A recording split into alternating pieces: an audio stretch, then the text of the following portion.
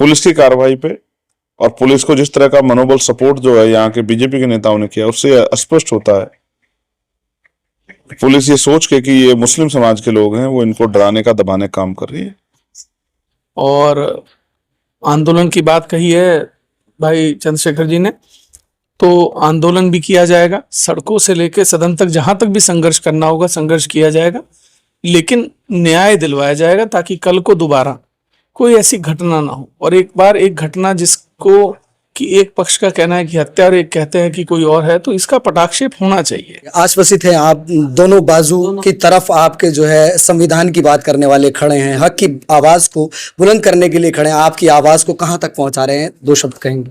मैं ये चाहता हूँ कि जो हमारे सांसद जी, बड़े भाई चंद्रशेखर जी, मैं इनका बहुत आभारी हूँ और यहाँ तक पहुँचे, इनका बहुत मान करता हूँ। विधायक जी हमारे यहाँ तक पहुँचे, मैं इनका भी बहुत मान करता हूँ और मैं लगता है कि हमें इंसाफ मिलेगा। लगातार वो तस्वीरें आपने देखी किस तरह से जो है जिम ट्रेनर की मौत को लेकर जो है सोशल मीडिया से लेकर नेशनल मीडिया तक बात हो रही है। आज जो है मेरे साथ फ्रेम में अगर मैं लोगों के लिए जो हक की आवाज को बुलंद करते हैं चंद्रशेखर आजाद जी हैं, सीधा उनसे बात करते हैं क्योंकि वो पहुंचे हैं आज पीड़ित परिवार के आंसुओं की कदर आप तक जो है पहुंचाने के लिए। तो निवेदन करूंगा जो भी लोग लाइव के साथ जुड़े वीडियो को शेयर करें। माननीय सांसद जी, क्या कुछ बातें रही पीड़ित परिवार से? देखिए, जो दर्द है वो असहनीय है, जो खोता है उसी को पता लगता है।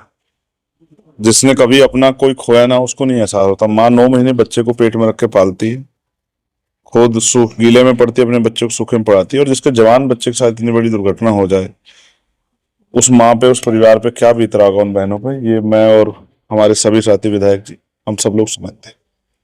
ये दर्द ही था जो मुझे तत्काल यहाँ खींच ला। मैं विदेश दौरे पे गया हुआ था, वहां से लौटते ही 11 तारीख की रैली कल खत्म की और हम लोग यहाँ पहुंचे। वसीम भाई को न्याय मिले, न्याय पे जो गरीबों का, किसानों का, कमजोरों का, आम जनमानस का भरोसा है वो कमजोर ना पड़े। ये हर सरकार के लिए, हर नेता के लिए, एडमिनिस्ट्रेशन, पुलिस के लिए, सबके लिए ये दायित्व बनता है कि वो भरोसा बना रहना चाहिए। ये उत्तराखंड है, ये मेरा गांव भी है, मेरा घर भी है, मेरा जिला भी है, मेरा प्रदेश भी है। मैं इसी भगवानपुर ब्लॉक का रहने वाला हूँ, मेरा पैतृक गांव इसी में डाडा पट्टी। मुझे अपने इस घर से प्रेम है। मेरे घर में अगर इतनी बड़ी वारदात होती है तो मुझे बड़ी तकलीफ होना लाजमी है। मैंने उत्तराखंड में, जब मैं मेरा कॉलेज टाइम चल रहा था, 2009 में देहरादून में एक रणवीर इनकाउंटर हुआ था। पहले 2-3 दिन उसको झूठा ठहराने के लिए एडी चोटी का जोड़ लगाया गया, पुलिस की बहुत बड़ाई की गई, लेकिन बाद में एक बड़ा विरोध हुआ। उस समय के विपक्ष ने भी जोर शोर से आवाज उठाई।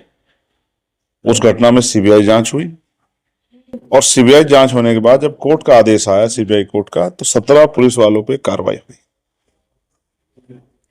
मेरा ये मानना है कि व्यक्ति में संवेदना होती है, व्यक्ति में विरोध, आक्रोश भी होता है। ये घटना सब संदेह के दायरे में है। पुलिस की कार्रवाई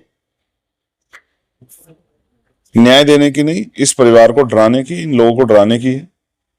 एक सीओ का, जैसा मुझे बताया गया, ये बयान देना कि मैं पूरे गांव को फूंक दूंगा, ये कहीं से भी ना तर्क संगत है, ना न्याय संगत है, ना मानवता संगत है। पुलिस की कार्रवाई पे और पुलिस को जिस तरह का मनोबल सपोर्ट जो है यहाँ के बीजेपी के नेताओं ने किया, उससे स्पष्ट होता है पुलिस ये सोच के कि ये मुस्लिम समाज के लोग हैं, वो इनको डराने का, दबाने का काम कर रही है। हम और विधायक जी और हमारे साथी, हमारे अध्यक्ष जी, भीम आर्मी के, आजाद समाज पार्टी के, हम सब लोग मिलकर इस परिवार के साथ खड़े और जितना दम हम में है वो पूरा दम लगा के इस परिवार को न्याय दिलाने का काम करेंगे। ये परिवार हमारा परिवार, ये परिवार अपने आप को अकेला ना महसूस करे।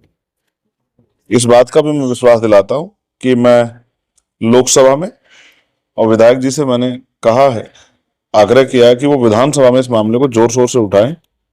हम निष्पक्ष आवाजें हैं और हम किसी भी कीमत पे अन्याय को स्वीकार नहीं करें। मैं आपको विश्वास दिलाता हूं, नवंबर लास्ट में सेशन चलेगा और मैं इस मामले को पूरे जोर शोर लगा कर उठाऊंगा। और यहाँ के अधिकारी अगर ये समझ बैठे हैं कि वही ईश्वर हो गए, वही खुदा हो गए, तो ये गलतफहमी जो है, और वो सोचते हैं कि वो तानाशाही करेंगे क्योंकि उनको सत्ता का सपोर्ट है, तो ये नहीं चलेगा उत्तराखंड में। इस बात का मैं आपको विश्वास दिलाता हूँ। मैं अल्पसंख्यक आयोग से लेकर सब जगह का दरवाजा जो है खटखटाने के लिए तैयार हूं, लेकिन ये अन्याय हम लोग बर्दाश्त नहीं करेंगे। अगर आज हम इस अन्याय पे चुप रहे तो आने वाले कल में किसी और वसीम को खोना पड़ेगा, किसी और वसीम को तालाब में मारा जाएगा, और हम लोग चुप्पी करके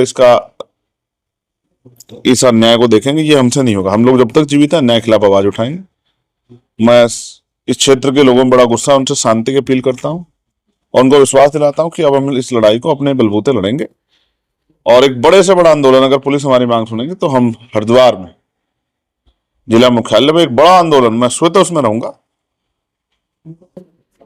मजबूत आंदोलन हम लोग करेंगे और किसी कीमत पे इस तानाशाही को आगे नहीं बढ़ने देंगे और इस परिवार को न्याय दिलाने का काम करेंगे। समय देने के लिए शुक्रिया। आप क्या कहेंगे इस मामले पर? पूरी नजर है आपकी, शुरुआती दौर से आप देख भी रहे हैं, आपकी संवेदनाएं भी हैं, आप आए भी हैं मिलने, तो आज क्या लग रहा है कि क्या कुछ इस मामले में?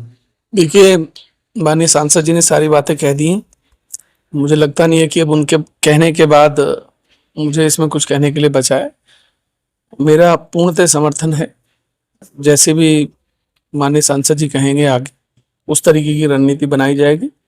और आंदोलन की बात कही है भाई चंद्रशेखर जी ने, तो आंदोलन भी किया जाएगा, सड़कों से लेकर सदन तक जहां तक भी संघर्ष करना होगा संघर्ष किया जाएगा, लेकिन न्याय दिलवाया जाएगा ताकि कल को दोबारा कोई ऐसी घटना ना हो। और एक बार एक घटना जिसको कि एक पक्ष का कहना है कि हत्या और एक कहते हैं कि कोई और है, तो इसका पटाक्षेप होना चाहिए। कम से कम जो व्यक्ति चला गया उसकी आत्मा को शांति मिलनी चाहिए। जीवन भर का दाग उसके ऊपर ये लगा ना रह जाए, इसके लिए भी ये बहुत जरूरी है। और आगे जैसा भी हमारे माननीय सांसद जी तय करेंगे उस हिसाब से हम लोग इस पर नीति बनाकर काम करेंगे। सदन में उठाने की बात है, वो बताया कि संसद में नवंबर के माह में उठाएंगे, और अब हमारा जब भी विधानसभा सत्र होगा, सत्र में इसकी बात को जोर शोर से उठाया जाएगा। सदन में ये बात हम रखें।